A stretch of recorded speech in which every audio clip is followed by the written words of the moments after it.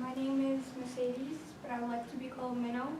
My tribe is Spirit Lake, and my major is General Studies. Hello, my name is Katie Bancroft. My tribe is Yimani tribe, and my major is HPI. My name is Jacob Anderson, and my tribe is Cheyenne River Sioux tribe, and my major is business administration.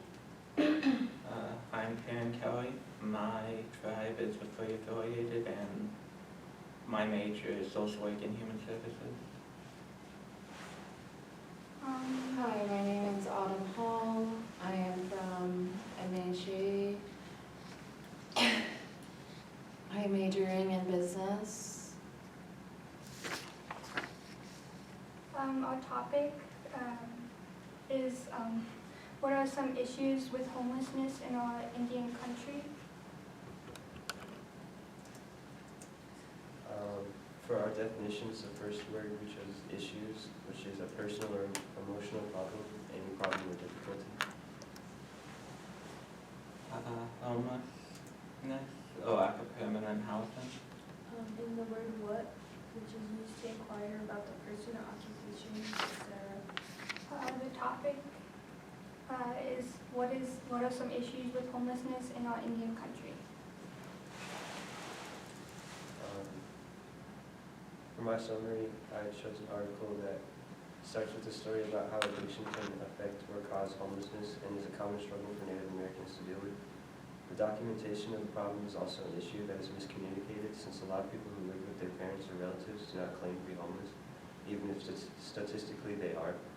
Measuring homelessness is a challenge in its own way, since there are so many friends or relatives that will take in someone considered homeless instead of letting them stay on the street, which makes it difficult to find what the housing needs actually are. Some think that natives occupy a majority of the homeless population due to class racism. Psychology studies have shown mental health and unresolved grief is connected to homelessness and often Native American homelessness. In Anchorage, there are a few homeless shelters that can combat the harsh weather conditions that dip below freezing. Some people have done what they can to assist their own and help people. People have made a social media movement called Forget Me Not. Nearly 15% of the Alaska population identifies as Alaska Native, and an estimated 1/3 of the homeless population is Alaska Native. Having or obtaining a job is very difficult when you're homeless as well. So many efforts by the people of the Alaska Native community do what they can to stop or assist homeless populations. Thank you. My resource is prevalence and causes of urban homelessness among indigenous people. The author is Anderson and Jalen Taylor. They analyzed 35 sources for indigenous homelessness in Canada, Australia, and New Zealand between January 2005 to March 2012. They state overall the last 10 to 15 years housing costs are rising faster than the income. The problem with the data they collected in each city defines homelessness differently. Another problem is some people don't state their ethnicity. They say there are so many factors of why there is such a problem with homelessness, like social/political obstacles, education, and employment, mental health, and physical health. Sadly, another reason is discrimination between landlords and housing providers and residents. For example, the landlords can cause longer wait times, application rejection, and eviction. Even if they do get the place, sometimes residents will complain in order to get you evicted. The indigenous people are at a higher risk of poverty and higher rental costs. Lastly, drugs, violence, and abuse, and child welfare are other contributors to homelessness. Thank you. This article de-emphasized some inquiry writing about Native American named Joanna McLaughlin's experiences. She's a past alcoholic, a mother, and is struggling with poverty. It says Betsy's pen, staying in South Bismarck's shelter, and has had similar struggles to many people with homelessness. But I realize that people of color, especially Native Americans, are an overrepresented segment of the homeless population. In 2021, when North Dakota advisors wrote about how there was a lack of affordable living, and the U.S. commissioned themselves to the U.S. Commissions themselves. According to the studies, about 43,000 Native Americans are living in North Dakota alone. The U.S. Department of Housing and Urban Development states that 21% of those Native Americans suffer from lack of housing.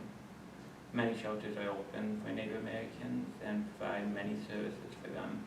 It's also very important when finding out that 52% of Native Americans cannot afford housing. Also, many Native Americans struggle with drug, alcohol, and other severe addictions. These addictions furthermore make finding and keeping homes harder. Carrie states, I have always maintained that we don't have a problem of homelessness in North Dakota. We have a problem with a housing system in North Dakota. Discriminatory issues also seem to play a big part in homelessness. This also affects the LGBT community in similar ways. Landlords can deny these people a right to live in their homes if they feel like it. Thank you. Our reading is Primary Psychiatric Diagnosis, Commercialized Tobacco Use and Homelessness by Daniel Higginson, Melanie Kane, Andrea Garcia, and Cynthia Figueroa. In the article, it states homelessness highly impacts American Indians and Alaska Natives and constitutes a disproportionate percentage of 209,000 people who were counted as homeless, which was in the 2010 census. According to the article, a recent study showed that approximately 19% of those experiencing unsheltered homelessness in 3 Los Angeles neighborhoods were American Indians and Alaska Natives. They represent approximately 1.5% of the Los Angeles County population. There are over 90% of American Indians and Alaska Natives who are experiencing homelessness being unsheltered. All this data is in contrast to the annual Greater Los Angeles homeless count, which amounts that American Indians and Alaska Natives represent only 0.9% of the homeless population, and a vast undercount of American Indians and Alaska Natives are experiencing homeless. But this also shows a concern to other urban areas as well. These stats are important because homelessness is a key determinant of poor health outcomes. People homeless become addicted to drugs and alcohol, which lead to mental health issues. Nevertheless, there is a lack of accurate homelessness data and culturally sensitive resources for American Indians and Alaska Natives that has been the basis for ongoing research and advocacy in urban areas. There are community organizing and infrastructures being developed that continue to occur, and there is the first American Indian and Alaska Natives housing development to show in Los Angeles that has been established. Thank you. The article I wrote about was about homelessness on reservations. There is limited resources on the reservations, so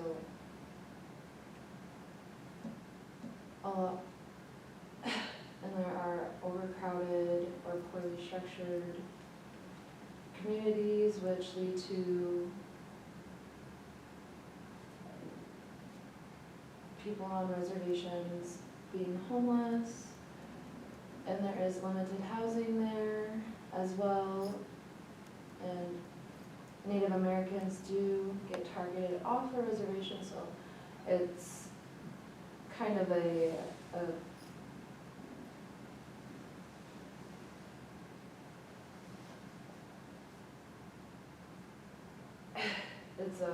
it's a problem that Native Americans are facing with these inadequate living conditions. Plus there is health problems with some of the housing conditions that don't have the proper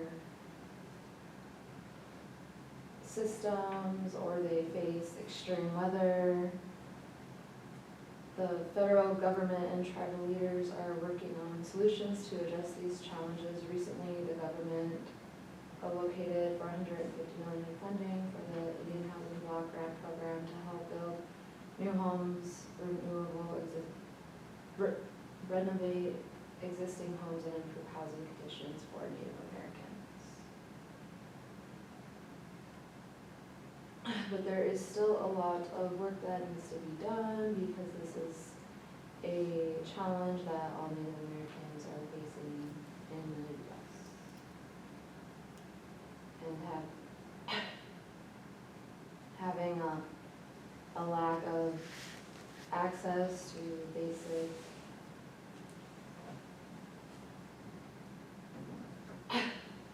housing is definitely a problem that everyone needs to focus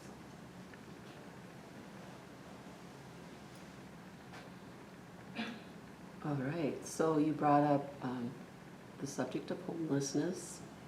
You talked about rural, you talked about urban and the statistics. Jacob mentioned Alaska. Minnow said Canada, among other areas. Tehran talked about services. And so as we look at your summaries and what you've written, what do you think are some solutions that could be done for homelessness in North Dakota? I think if we get more more resources and then more education on those resources, it would help more people in North Dakota. Okay. How about, does anybody know anyone who's ever been homeless? Do you know of? Okay. Yeah. So someone mentioned that we have homeless people just living either with parents or with friends, okay? And those probably are not being counted. So like when you talk about resources for people who are homeless, what could be one? Like food pantries. Okay, good. Like, are you talking about like proper documentation? Like people that are living off of other people claiming they are homeless to get supplies, stuff like that? Mhm. And that's a whole nother group discussion, okay? But it's good to bring that up in this particular topic. Good.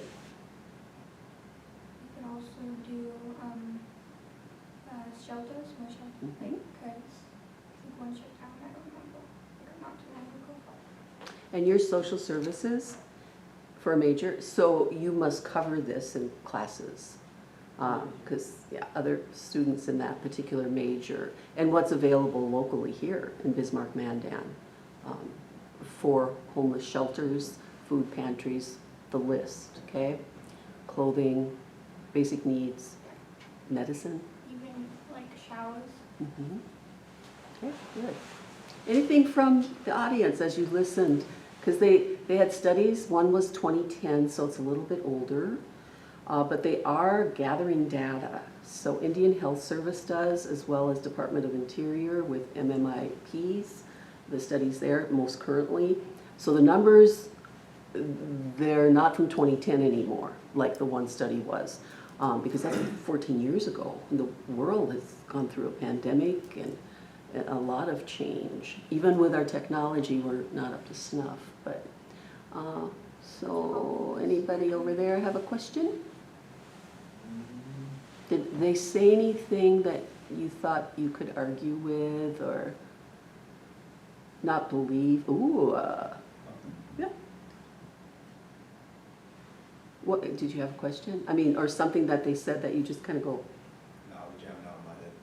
No, I agree with the most part because on most reservations anywhere, not just United States but also Canada, you have like 2, 3, 4 generations living in one home, and then you got all these people that are technically homeless living in one home, and then same thing with substandard and houses and buildings, and like plus being isolated. So like most reservations, the closest hardware store could be anywhere from like 2, 3, 4 hours away. Yep.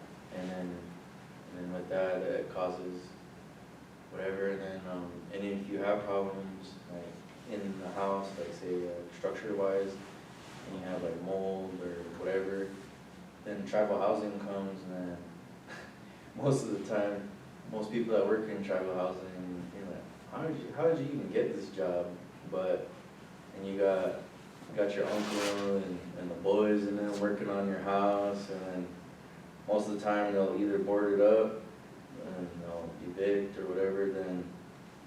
And that housing list is about a mile long, and the best thing you could do on a housing list on reservations is just put your name on the list. But then again, like, you don't know how long people are gonna live, and there's always been like a set number of houses, and like that's the most part is just like, I guess like urbanizing more, like native communities, and like making it more accessible. Good. Or like having more, on reservation things, that way you don't have to be dependent, I guess, and then more or less be a sovereign nation. Right. And resources, hopefully, technology can play a role. Even though we get angry with technology, to put everything in a good database, good resources, get those resources all organized. What would you do first? What would you do second? What would you do third? Because it's a tsunami effect, it's a domino effect. And so, you know, we like to bash technology, but I do think it will help us to organize, especially when we need resources quickly. You A know. lot of places don't update their stuff, so they have like really old computers Yep. and stuff. Yep. So it's probably hard to keep records or stuff. It may be improving, it may be. Okay, anything else? Good job, thank you.